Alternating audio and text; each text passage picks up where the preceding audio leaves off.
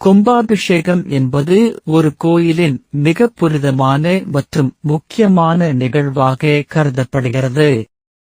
இந்த மகா கும்பாபிஷேக நிகழ்விற்கு முன்பாக ஆகம விதிகளின்படி யாகசாலை அமைக்கும் பணிகள் நடைபெற்றன. சுவாமிகளின் ஆலோசனை மற்றும் வேத அறிஞர்களின் வழிகாட்டுதலின்படி இந்த யாகசாலை மிகவும் முறையாகவும் பக்தியுடனும் அமைக்கப்பட்டது. யாகசாலை என்பது கும்பாபிஷேக நிகழ்வில் நடைபெறும் ஹோமங்கள் மற்றும் வேத மந்திரங்கள் நடைபெறும் மிகவும் முக்கியமான இடமாகும். இங்கு வேத மந்திரங்கள் ஓதப்பட்டு பல்வேறு ஹோமங்கள் நடத்தப்பட்டன. அவ்வாறு நடைபெற்ற புனித யாகங்களின் மூலம் கோயிலின் ஆன்மீக சக்தி உயர்த்தப்பட்டு மகா கும்பாபிஷேகம் மிகுந்த சிறப்புடன் நடைபெற்றது.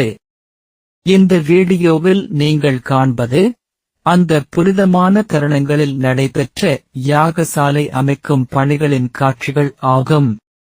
இவ்வாறு நடைபெற்ற மகா கும்பாபிஷேகம் பக்தர்களின் ஆதரவும் இறைவனின் அருளாலும் மிகுந்த சிறப்பாக நிறைவடைந்தது.